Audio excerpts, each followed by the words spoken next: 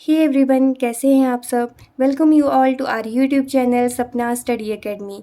Last video में हमने NCERT science class 8 का chapter number 2 micro organism start किया हुआ था, जिसमें हमने स्टडी किया था कि जो माइक्रोब्स हैं किस तरह से हमारे फ्रेंड्स हैं।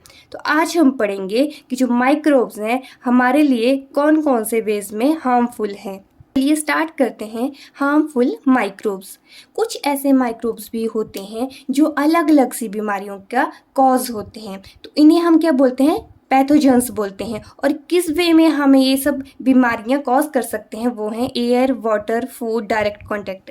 मान लीजिए किसी इंसान को, कोई भी पर्सन है, उसे कोल्ड एंड कफ हुआ है, अगर हम उसके सामने खड़े हैं और क्या है वो छींकता है या फिर सांसें ले रहा है, तो हमें थ्रू एयर जैसे हम ब्रीथ करेंगे तो हमारे अंदर भी वो बैक्टीरिया चले जाते हैं और हमें क्या हो जाएगा, हमें भी कोल्ड एंड कफ हो जाएगा। तो इस तरह की डिजीज का क्या नाम दिया गया है, कम्युनिकेबल डिजीज।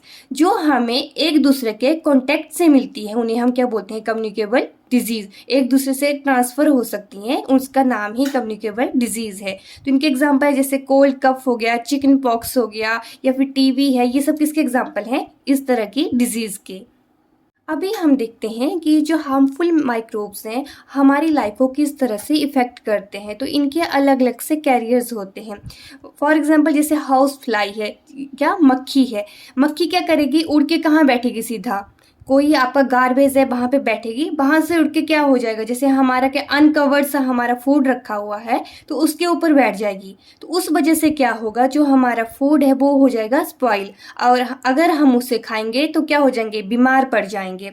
वैसे ही एक और मस्कीटो है जिसका नाम है एनोफिलीस मस्कीटो फीमेल, ठीक है। ये इसका नाम है, ये क्या कॉज करता है, मलेरिया को कॉज करता है। वैसे ही जो फीमेल एडिस मॉस्किटो है वो किसका कॉज रहता है, डेंगू वायरस का, ठीक है। जो डेंगू होता है लोगों को वो कौन से मॉस्किटो की वजह से होता है, वो है फीमेल एडिस मॉस्किटो।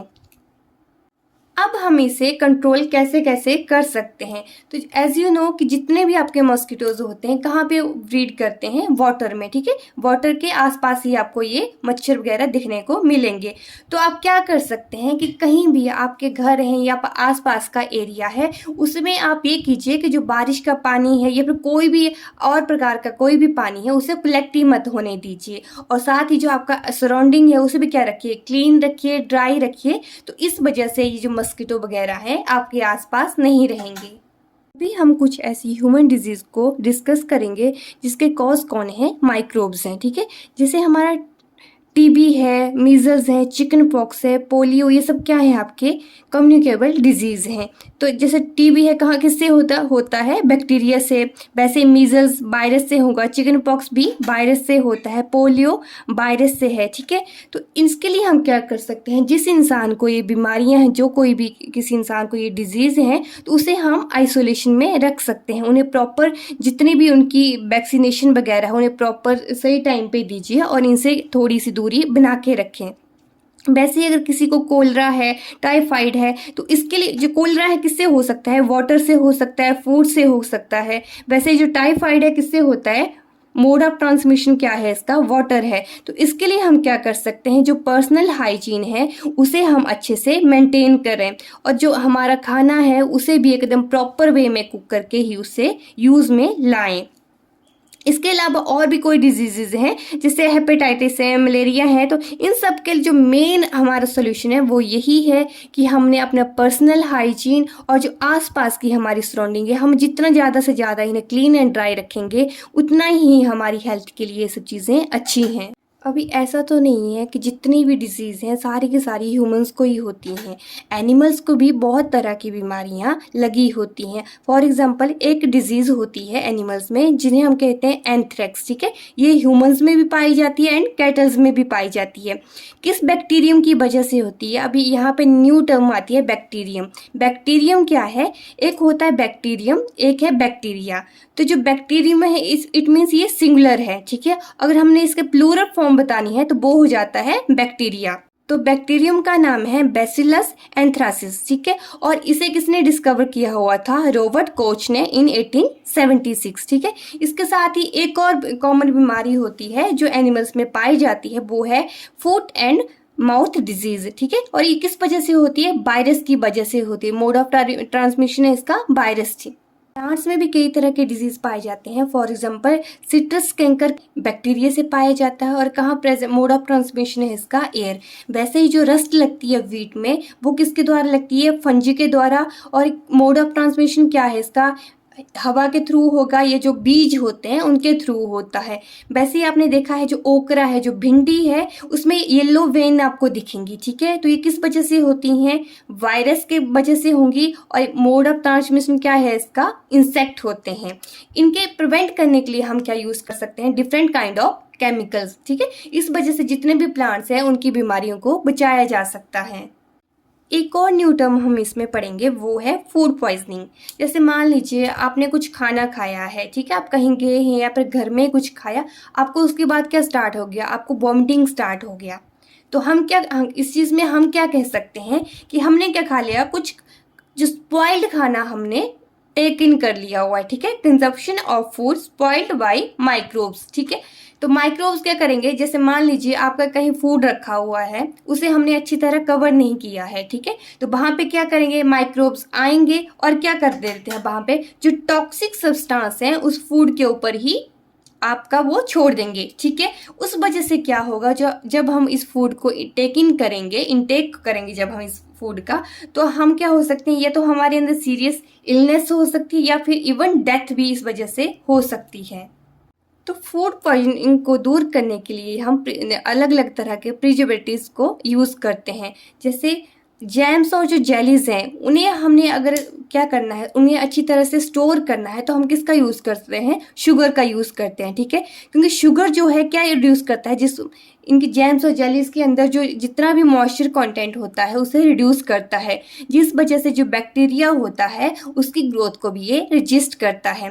वैसे ही आप लोगों ने देखा है जो पिकल्स, जो अचार होते हैं, फ्रूट्स हैं, वेजिज हैं, फिश, मीट, ये सब क्या है? जैसे हम इनमें अगर ऑयल और विनेगर का यूज़ करते हैं, तब भी हम जो ग्रोथ होती है बैक्टीरिया की, उसे हम रजिस्ट कर सकते हैं। इसके साथ जैसे हमने मिल्क को क्या किया? बॉईल किया, तो जो हीट है, जैसे हम मिल्क को हीट कर रहे हैं, तो उस वजह से भी जो बैक्टीरिया है वो किल हो जाता है। आपने देखा है जो पेस्टराइज मिल्क होता है उसे हम बिना बॉईल किए हुए भी पी सकते हैं, क्योंकि इसमें ऑलरेडी जो इसे कितना डिग्री पे हीट किया होता है? 70 डिग्री पे हीट किया हुआ होता है फॉर 15 to 30 सेकेंड, ठीक है। उसके बाद सडनली हम क्या कर देते हैं? चिल कर देते हैं और फिर स्टोर कर देते हैं। इस वजह से भी जितने भी उसके अंदर जो हार्मफुल माइक्रोब्स होते हैं उनको किल कर देते हैं, ठीक है।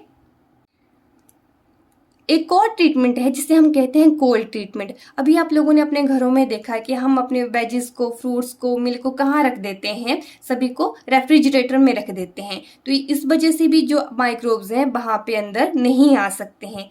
जैसे मीट और फिश है, तो इसका एक कॉमन प्रिजर्वेटिव है वो है सॉल्ट। इसमें हम क्या कर देते हैं? ड्राई सॉल्ट को इनके ऊपर यूज करते हैं। इसके साथ ही जो स्टोरेज एंड पैकेजिंग होती है, जैसे आपने देखा हुआ है कि आजकल क्या होता है, जो वेजीज आती हैं, ड्राई फ्रूट्स हैं, उन्हें अच्छे तरह से उन्हें पैकिंग की जाती है, ठीक है। तो ये सब कुछ ऐसे एग्जाम्पल्स हैं जिस वजह से हम जो फूड पॉइजनिंग है उसे हम दूर कर सकते हैं। इस चैप्टर का लास्ट टॉपिक है नाइट्रोजन साइकिल, ठीक है।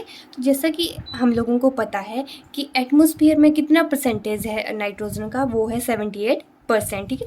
तो अभी हम ऐसे कैसे कह सकते हैं कि जो नाइट्रोजन है अभी 78% है, इसे अलग अलग से प्लांट्स ले रहे हैं, एनिमल्स ले रहे हैं, तो 78% ही क्यों वहाँ पे रहता है? तो इस वजह से, क्योंकि वहाँ पे नाइट्रोजन का प्रॉपर साइकिल बना होता है। चलिए नाइट्रोजन साइकिल को हम बड़े ही इजी वे में समझते हैं। तो ये मान लीजिए आपकी एटमॉस्फेयर में नाइट्रोजन है, तो क्या होगा? जो बैक्टीरिया हैं वो क्या कर देते हैं? जो नाइट्रोजन है एटमॉस्फेयर में प्रेजेंट, उसे क्या कर देते हैं? नाइट्रोजनस कंपाउंड में उन्हें कन्वर्ट कर देते हैं। अब ये कौन से कंपाउंड हैं? जैसे फॉर एग्जांपल अमोनिया, ठीक है। तो अमोनिया का क्या फॉर्मूला है? NH4। नाइट्रोजन से किस में कन्वर्ट हो गया? अमोनिया में, ठीक है। इसके बाद क्या होता है? ये जो कंपाउंड होते हैं नाइट्रोजन में, किस में आगे आपके मिट्टी में मिल जाते हैं। अभी मिट्टी में क्या उगाए जाते हैं? प्लांट्स उगाए जाते हैं, ओके। प्लांट्स को कौन ईट करता है? एनिमल्स खा लेते हैं। तो एनिमल्स ने क्या किया? प्लांट्स को खा लिया। अभी प्लांट्स को क्या हो जाता है, जैसे ही आपके जो एनिमल्स हैं वो क्या करेंगे? एक्सक्रीट करते हैं या फिर कभी उनकी डेथ हो जाती है तो दोबारा से किस में चले जाते हैं? वो सॉइल में चले जाते हैं। ठीक है, सॉइल में जाने के बाद क्या हो जाता है? फिर जो आपका जो नाइट्रोजन के कंपाउंड थे दोबारा किस में हो जाते हैं? कन्वर्ट नाइट्रोजन में। ओके, और जो नाइट्रोजन में किस में चली जाएगी? फिर एटमॉस्फेयर नाइट्रोजन। तो सबसे पहले क्या है, नाइट्रोजन कहाँ पे प्रेजेंट है? एटमॉस्फेयर में है। फिर क्या हो जाता है, जो कुछ ऐसे बैक्टीरिया होते हैं वो नाइट्रोजन को किस में कन्वर्ट करते हैं? नाइट्रोजन कंपाउंड्स में कन्वर्ट कर देते हैं। ये किस में मिलते हैं? जाके मिट्टी में मिल जाएंगे। अभी मिट्टी में हम क्या उगाते हैं? प्लांट्स उगाते हैं। प्लांट्स को कौन खा लेगा? एनिमल्स खा लेंगे। तो जैसे ही एनिमल्स प्लांट्स को इनटेक करते हैं तो क्या हो जाएगा? जैसे वो एक्सक्रीट करेंगे या फिर क्या है, उनका कभी डेथ हो जाती है तो दोबारा से किस में मिल जाएंगे? वो सॉइल में मिल गए। अभी सॉइल में क्या हो गए? नाइट्रोजन के कंपाउंड प्रेजेंट हो गए। तो सॉइल के बाद क्या होगा? जो बैक्टीरिया फिर से क्या कर देंगे? जो आपके कंपाउंड थे नाइट्रोजन के फिर से किस में कन्वर्ट कर देंगे? नाइट्रोजन में। और दोबारा कहाँ चली जाएगी? ये नाइट्रोजन एटमॉस्फेयर में चली जाएगी। इट मीन्स कि नाइट्रोजन कहाँ से स्टार्ट हुई थी? एटमॉस्फेयर से, और इसका एंड भी कहाँ हुआ? एटमॉस्फेयर में ही। ठीक है, तो ये था आपका नाइट्रोजन साइकिल। तो इसी के साथ ही हमारा ये चैप्टर यहीं पे फिनिश होता है। कल हम नेक्स्ट वीडियो में मिलेंगे नेक्स्ट चैप्टर के लिए। तब तक के लिए thank you and please do like share and subscribe to my YouTube channel. Thank you.